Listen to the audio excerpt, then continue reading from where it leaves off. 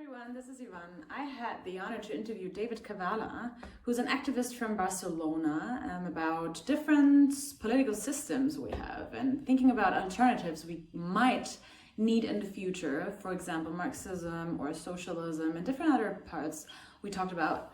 And of course, concerning youth of our countries, because they're the ones who struggle the most at the moment during Corona and the virus. So check out this video.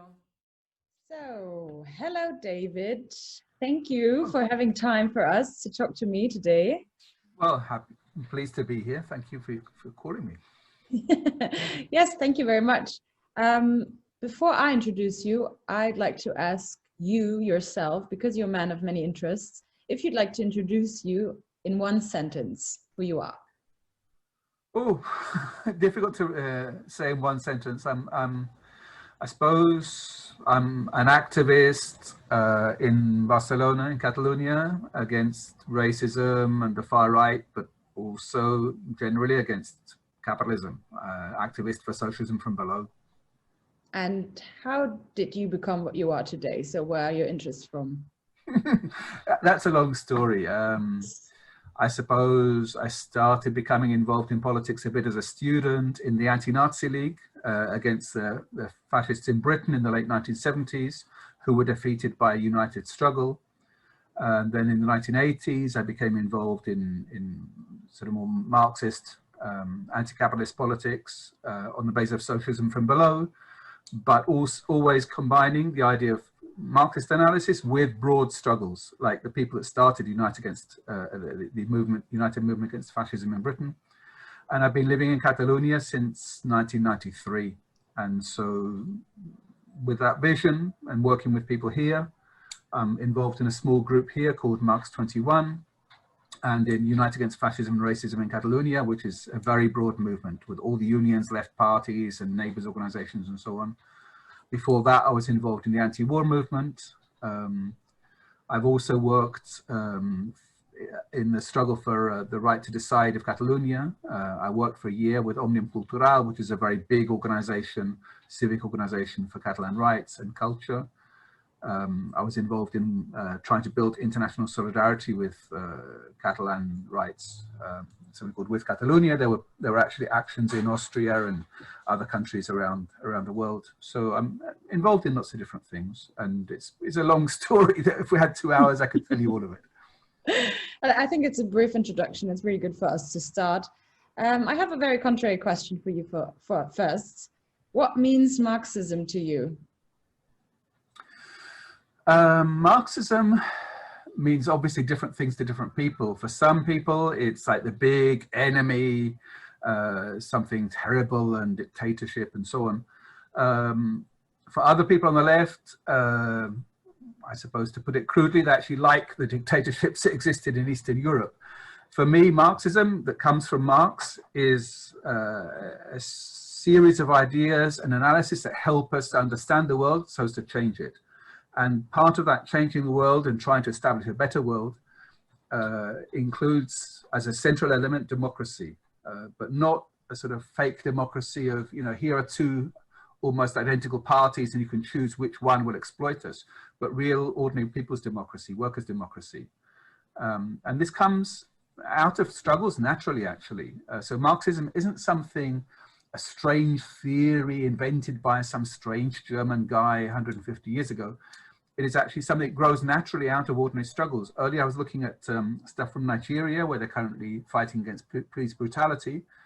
And the people there are saying, you know, the division here is between the ordinary working people and the people at the top that make profits out of us, but don't actually have any concern about our well-being. We need to organize ourselves to fight for democracy, fight for social justice. And so that's a sort of one version of the core of Marxist ideas that comes out of a struggle from below in Nigeria. Or you can see the same things happening around Latin America, in the Arab world, and of course in Europe.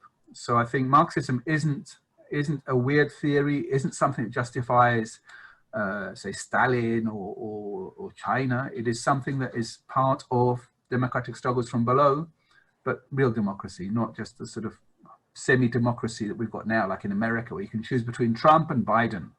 That's not real democracy. Yeah, it's a construct of society that wants that political system, basically. That's what a theory is, right? It's how you translate it. You talk about the permanent revolution a lot. Can you explain that term and its goals? Okay, again, it's a long story, but it's the root of it is actually quite simple. And we can see it here in Catalonia. What the theory of permanent revolution came out of Marxism. It comes from Marx. It was developed in practice by the Russian Revolution. That you had Russia was a very backward country, and some people said, well, Russia has to go through a century of capitalism before you can even talk about socialism. But then the revolution arrived in 1917, and workers started to organize and said, well, we don't want to simply say, well, we'll have to have capitalism for a century and then maybe we can talk about workers' power. We can fight for workers' power now in Russia with the backwardness that it had, but you couldn't create a real socialist society based on having enough for everybody's needs in a backward society. So it had to be an international revolution, which it nearly was. I mean, in 1918 to 1923, you had workers' power across Germany. It was in Berlin, in Hungary, workers' struggles all over Europe, at least, and in many other parts of the world. So the idea of permanent revolution is to say that even in situations where you don't have a full bourgeois democracy and fully developed capitalism, in the modern world, capitalism now isn't a step forward. It's just continuing the disaster. And so, for example, in poorer countries in Africa, like in Nigeria, they have a black government of Nigerian bosses, and it's not, it's not a solution. And so even in Nigeria, you need class politics. In Bolivia, you need class politics. And in Catalonia, where we have a national question with a question of Catalonia being controlled by Spain, and they sent 10,000 riot police to stop us having a referendum here. But then you say, well, we're the Catalan nation against Spanish power, and it's not actually that simple, because in 2017, when we had the referendum, you saw that the parties that were linked to the richer section of Catalan society, when it came to the real crunch, when it came to the deciding point, they stepped backwards, because like Marx said, the workers have nothing to lose but their chains, but the business owners have a lot more to lose than their chains. So in any time with a real struggle for democratic rights, the bourgeoisie will always step back, because they're more interested in maintaining their profits than in fighting for democracy. And so that's the core idea of permanent revolution, that even when you have simple democratic things to try and, where you don't have full bourgeois democracy, in order to fight for full bourgeois democracy, you need that class element, because the bourgeoisie no longer fights for bourgeois democracy. You already talked about Catalonia, some words about that, and you pled for independence of Catalonia for a long time, obviously. Why would this be legitimate in your eyes, that Catalonia is an independent state? Again, it's a long question. I think one starting point is that Catalonia is a nation. It's part of the Spanish state, but it's part of the Spanish state partly because of invasions. The Catalan National Day is the 11th of September, which commemorates the occupation by Spanish troops in 1714. In the Spanish Civil War in the 1930s, Catalonia was almost in effect independent. You had workers' power in a lot of Catalonia that wasn't taken to its conclusion, but you had workers' control of industry and so on. And again, it was occupied once more by Francoite troops entering Barcelona in 1939. So there's a series of key moments when Catalonia has actually been occupied militarily by Spain. And so following Francoism, one of the many issues that was not resolved in the arrival of democracy, the sort of partial, limited democracy that we have, one of the issues that was not resolved was the national question, with the situation of Catalonia, the Basque country especially, to a certain degree Galicia, and also other territories that have national questions.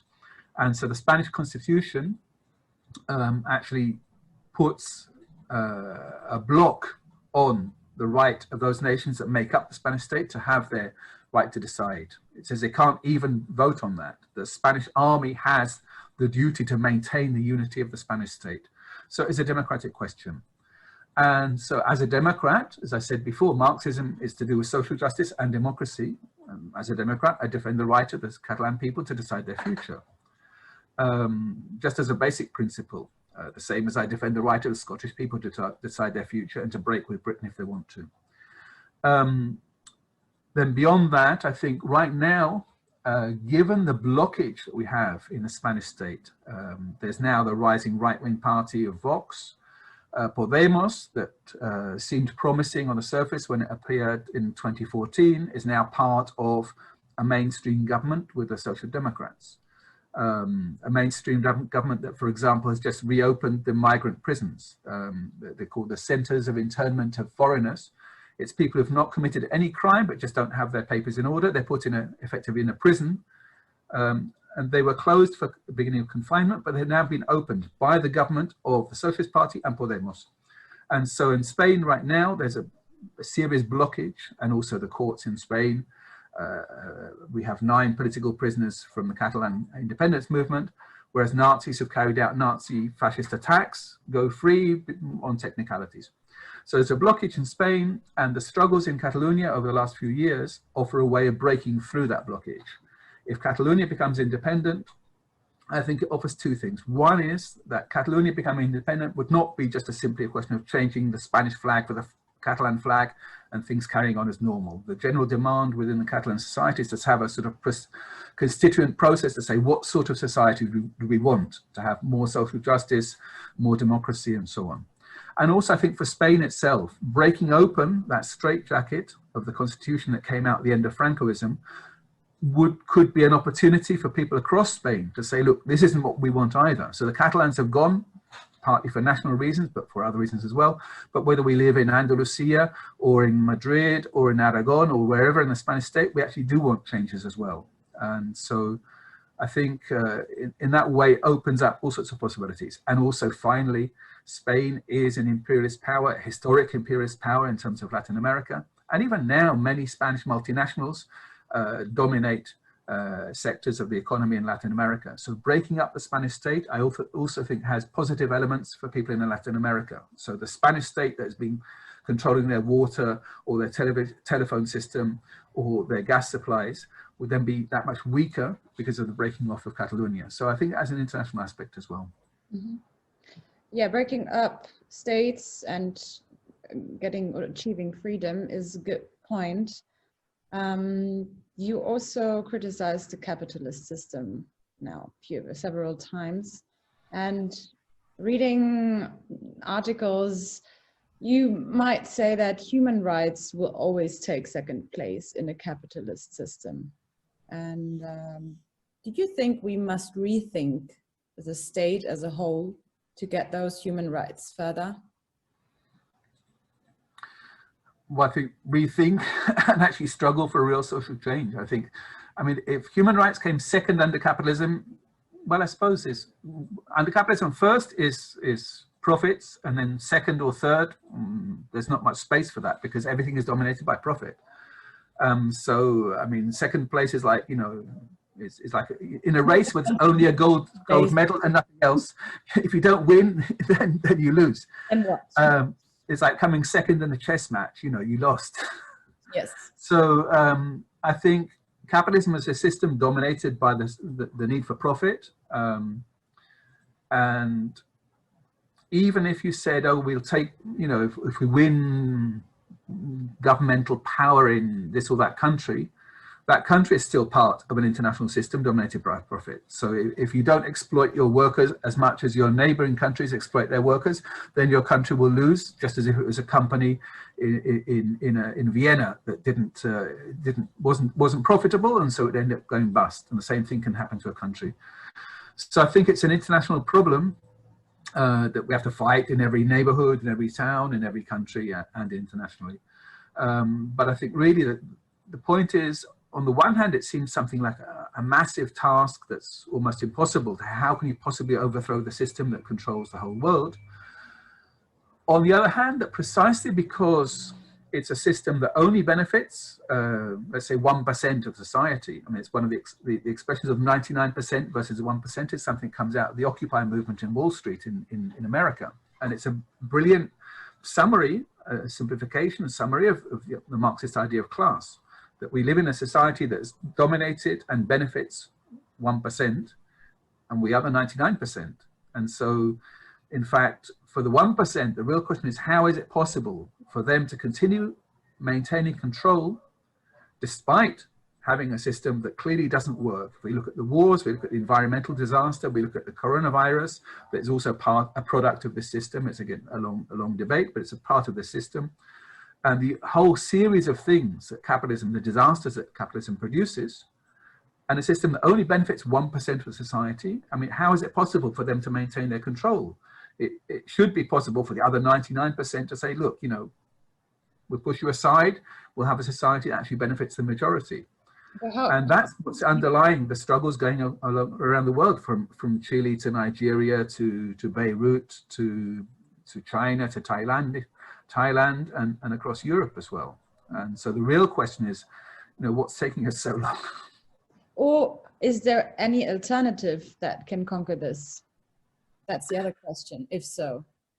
Well, I think the alternative is socialism, but not socialism in the sense that people take it to understand it as a sort of, you elect a social democratic government and they'll apply, in the end, the same policies that the conservative governments applied, or the idea of the USSR or China, or even, with all the differences, Cuba. I think socialism and the idea of ordinary people controlling our lives through democratic structures that we create, depending on the situation and the circumstances, I think that can work.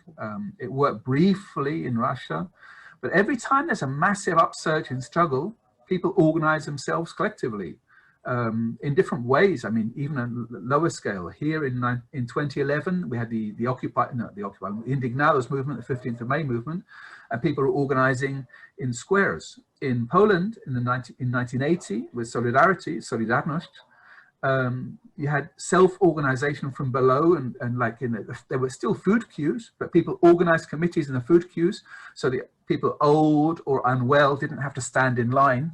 They organized it themselves collectively. And that sort of self-organization from below isn't that complicated. I mean, there's always problems that arise, but they're problems that can be resolved through democracy and through the fact that we actually, as a 99% of the population of the world, we actually have basically the same interests.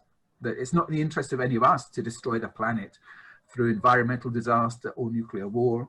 It's not in the interest of any normal people to say, well, 30,000 people from other parts of the world should die in the Mediterranean trying to arrive in Europe. Actually doesn't benefit us.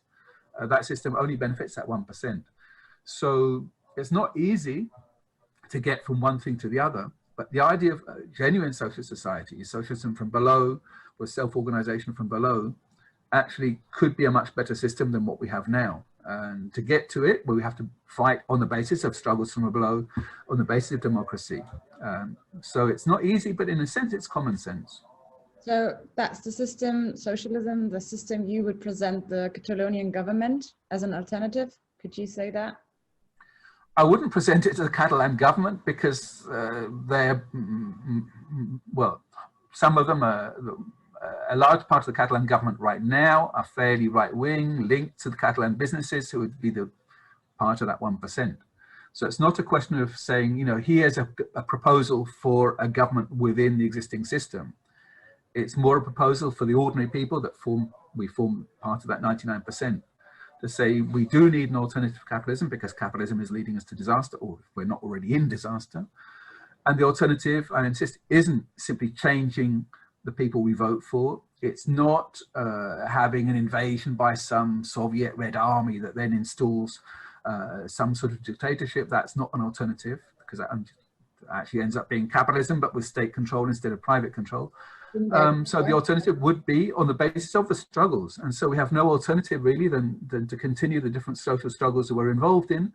And at the same time, as we are involved in those struggles, actually talk to people around us about why it's not enough just to fight against this or that fascist party, or against this or that house eviction, or against this or that particular environmental disaster. That the core of all these things is a system that goes against our interests. But you can't do that simply by preaching in the abstract. You know, I'll spend every day preaching Marxist theory, and then somehow one day we win. No, we win by fighting in every day-to-day struggle. I mean, in my neighborhood is a poor area of Barcelona. Every day there's house evictions. And so there's people organized collectively to try and stop those house evictions. And those house evictions are actually carried out with the support of the Catalan police sent by the Catalan government that denounces the repression by the Spanish police, but then sends their own police to repress ordinary working people. So for them, it's very complicated. For me, it's very simple. If we struggle from below, then it's not our police, it's their police. It's not our businesses, it's their businesses. And we want to change from below. Yeah, it's a classic human behavior to try to sort everything in boxes. That is democracy, that is this one. So you say it's actually the solution lies in the combining of what we have and trying to support the system we have with the right directions, right? I'm saying starting from where we are, not in the sense of the existing state structures or the existing business structures, but from the struggles that we have against those things. So whether it's the struggle for Catalan rights or the struggle against racism, the struggle for the rights of migrant people to have decent existence. I mean, human rights and the right to a house and so on and a job. The right to women not to be murdered in gender violence, the right of gay and trans people, the right of workers to a decent job and decent income. All of those things, at the root of it, are problems caused by capitalism. And so the argument would be to say we struggle on every front, whether it's a trade union struggle or a migrant struggle or a LGBT struggle, but within each of those struggles we try and point to the links and bring people together so that LGBT people can see that the fight against Islamophobia is also their struggle, or that migrant workers see that they should link up with trade unions, argue against the racism if they come across it, but try and build links between black and white workers, between gay and straight workers, between men and women workers. When I say workers, I'm not just meaning, white guys in factory overalls. I mean workers in general, which is, again, basically the 99% of the population. A part of the society that yeah. Next to the 1%.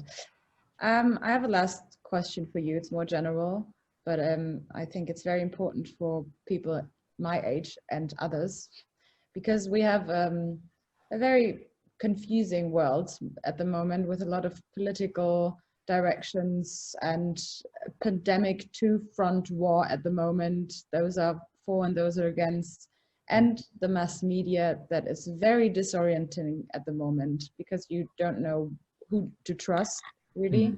So what can young people in particular still believe today, or where? Big question. I mean, it's obviously not at all easy for young people. I heard somebody saying the other day that a comrade from America, we had a talk about in the group I'm a member of, the anti-capitalist group I'm a member of, we had a talk about the US elections, and he said, look, when I was born, every new generation took it for granted that they'd live better than their parents, and their parents would live better than their grandparents. And he said, now the generation is basically resigning itself to the idea that they won't live better than their parents. Yeah. And so it's not easy. I think, well, the options are resignation or fighting back. I mean, I wish there was a sort of magic solution. I mean, you can, last night I watched a Disney film that was really nice and everything comes out at the end, but if we want our Disney ending, we have to have a bit of struggle in between, because there's no other solution. I mean, that 1% I mentioned before, if they remain in power, it's because they rule by divide and rule. And so they tell Austrian workers that they have some fundamental opposition of interest with people from Turkey or Syria. They tell people in Spain that they have some fundamental problem with Catalonia becoming independent. There's also actually a small sector of Catalan independence that's becoming far right and says, the problem of Spanish workers. And so within that movement, we have to say, no, this is a united struggle for democracy. And so for young people, things are tougher, but in a sense, there's more at stake. I mean, putting it crudely, somebody who's 60 or 70 say, I've got 10 or 20 or 30 more years of this. But if you're 20, that's the rest of your life. So you have more at stake in actually fighting to resolve this. So I think on the questions of the economic disaster, the environmental disaster, the COVID, that's not going to go away. I mean, all the indications are there'll be more of this. The wars, the threat of war is as big as ever with Trump, with Putin, with the Chinese government, with more and more governments actually now having a possibility of nuclear weapons. Iran, Afghanistan, Pakistan and India, Israel having nuclear weapons. So this is a serious threat as well. So I think the solution is to fight back. And in fighting back, I think we go back to the beginning, is to try and overcome the weight of the last 80 years in terms of what's been presented as the left is either a social democratic politician who turns out to be corrupt and just defending the same system as always, or a Stalinist bureaucracy that in a different way ends up defending the same as always. And I think trying to go back to those original ideas of Marxism to say is ordinary working people from below and with young people could play a key part in that, in actually fighting for social justice and democracy and internationalism and anti-racism and against every form of sexual oppression. I think those things are part of Marxism from the beginning, but they were buried under decades of Stalinism and social democracy. And so I think it's going back to that. I mean, the group I'm a member of is a very small group called Marx21. Our web is marx21.net.